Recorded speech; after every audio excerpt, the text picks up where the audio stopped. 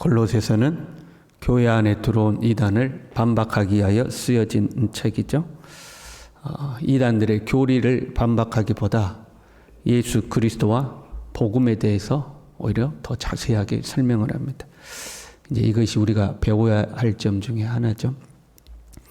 한마디의 거짓말을 반박하기 위해서는 수십 마디의 해명이 필요할 때가 있습니다. 이것이 거짓말이 사람들에게 통하는 이유 중에 하나죠. 한마디의 그 거짓말을 반박하고 해명하려면 수없이 설명을 해야 돼요. 물론 근본적으로는 거짓을 좋아하는 제 본성이 사람들로 하여금 거짓말을 더 좋아하도록 만듭니다. 보세요.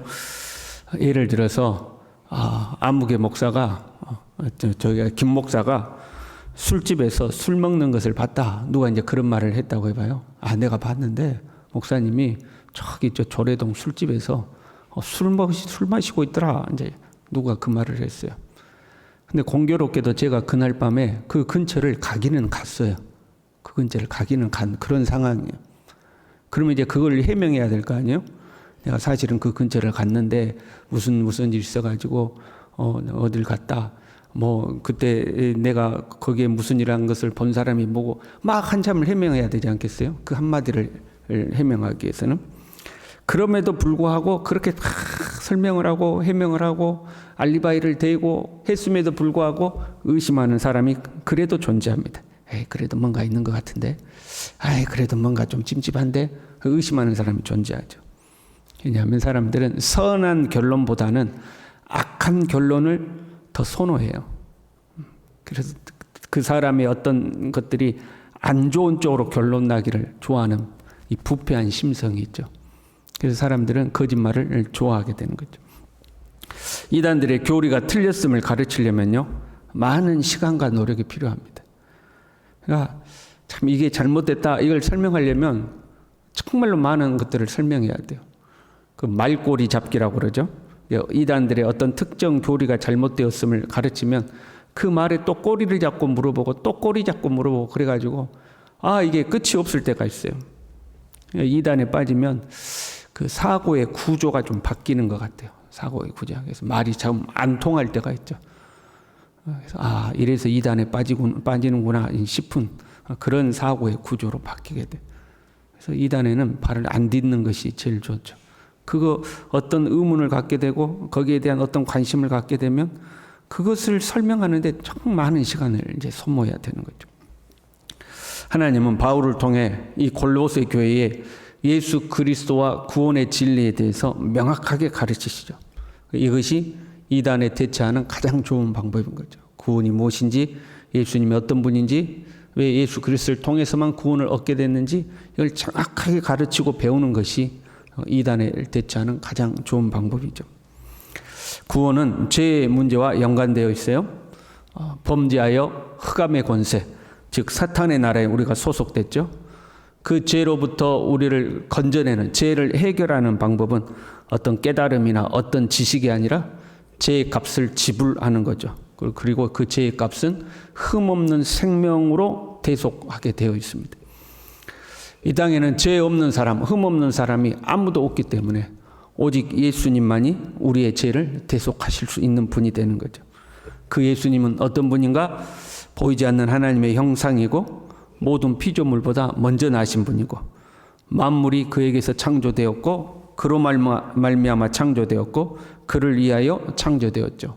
만물은 예수님 안에서 존속하는 거죠. 그리고 이제 본문 18절부터는요. 그는 몸인 교회의 머리시라. 그러니까 17절까지는 예수님의 신성을 설명했다면 이제부터는 예수님과 교회와의 관계, 우리와 예수님과의 관계를 이제 실제적으로 설명을 하죠. 그 첫 번째가 예수님은 교회의 머리가 되신다 하는 거죠. 교회가 얼마나 중요한지를 알 수가 있습니다. 예수님과 우리와의 첫 번째 관계를 교회죠. 교회와 예수님이 일치가 되는 겁니다. 예수님은 머리가 되시고 우리는 그의 몸이 되는 거죠. 이것이 주님의 몸된 교회의 영광입니다. 가만 보면 교회를 우습게 하는 사람들이 간혹 있어요. 교회가 사람들이 모여 있기 때문에 사람들이 모여 있는 모임 정도로 이제 쉽게 생각하는 거죠. 그게 아니에요. 교회는 주님의 것이죠. 예수님이 머리가 되시고 교회는 예수님의 몸이 되는 교회를 쉽게 생각하면 안 되죠. 특별히 그는 몸인 교회의 머리시라, 이 말씀은 이단들을 염두에 두고 하신 말씀이죠.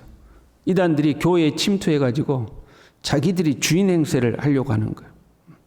교주가 교회의 주인이 되는 거죠. 거짓으로 성도들을 속여서 자신을 섬기게 만들고 신도들의 마음과 정성과 시간과 물질을 도둑질해 가는 거죠. 이단에 빠진 사람들 보면 불쌍할 때가 있는 거죠. 교주를 그렇게 섬기면서 시간이고 물질이고 뭐고 다 이제 빼앗기는 거 아니에요? 이제 그거 보면 좀 불쌍해요. 우리가 이단에 빠지는 않았다 할지라도 우리가 주님의 몸된 교회 안에 있으면서 자기가 주인이 되려고 하면 안 되는 거죠. 간혹 그런 분들이 존재해요. 교회에서 자기 주장을 관철시키고 자기가 원하는 대로 되어야 되고 자기 뜻대로 되어야 되고 자기가 교회의 주인 행세를 하려고 하는 거죠. 그러면 이단은 아닌데 이단이나 다름없는 사람이 되는 거예요. 이단 교주가 교회의 주인이 되려고 하는 것처럼 우리가 교회의 주인 행세를 하려고 하면 안 되는 거죠. 오직 교회의 머리 되신 이는 예수님이신 거죠. 머리 되신 예수님이 근본이시죠. 그는 몸인 교회의 머리시라, 그가 근본이시여. 여기서 근본이란 말은 시작, 처음, 그런 말이에요. 예수님이 시작이라는 거예요. 만물의 시작도 예수님으로부터고 교회의 시작도 예수님으로부터다 하는 거죠. 그 이단들의 교주가 이 예수님의 자리에 앉아 있는 거 보면 좀 우습죠. 자기가 제르메스다, 내가 보혜사다, 그래가지고 자기들이 예수님 자리에 앉아 있잖아요. 먼지 같은 인생 아니에요? 먼지 같은 인생이 만물의 근원인 예수님의 자리에 딱 앉아가지고 내가 만물의 근원이다, 그런 거 똑같은 거잖아요. 내가 시작이다, 뭐 그런 것과 같은 거잖아요. 이 먼지 같은 후 불면 사라져버릴 인생이 만물의 주인 행세를 하는 것이 이제 우스워 보이는 거죠. 예수님은요, 죽은 자들 가운데서 먼저 나신 이시니 부활하심으로 예수님은 만물의 근원 되심과 교회의 머리 되심을 증명해 보이신 거죠. 이것을 친히 만물의 으뜸되려 하시며라고 하신 거예요. 만물의 으뜸이 되신, 만물을 창조하신 이가 육체를 입고 이 땅에 오셔서 만물 안에 계시는 거죠. 그렇죠? 만물을 창조하셨는데 예수님이 스스로 육신을 입고 그 만물의 모습으로 만물 안으로 들어오신 거예요. 그러나 죽음에서 다시 나심으로 말미암아 그 만물의 으뜸이 되시는 거예요. 예수님은 육체를 입고 이 땅에 오셨지만 그럼에도 만물의 으뜸이다 하는 거죠. 이것을 빌립보서 2장 9절부터는요. 이러므로 하나님이 그를 지극히 높여 모든 이름 위에 뛰어난 이름을 주사 하늘에 있는 자들과 땅에 있는 자들과 땅 아래에 있는 자들로 모든 무릎을 예수의 이름에 꿇게 하시고 모든 입으로 예수 그리스도를 주라 시인하여 하나님 아버지께 영광을 돌리게 하셨느니라. 모든 이름이 예수님께 무릎을 꿇게 만물의 으뜸되게 하셨다 하는 거죠. 이 예수님 안에는요, 19절에요. 아버지께서는 모든 충만으로 예수 안에 거하게 하시고 하나님의 충만하신 것이 예수님 안에 가득하다 그런 말이에요. 하나님의 충만하심이 예수님 안에 가득하다. 하나님은 부족함이 없는 분이죠.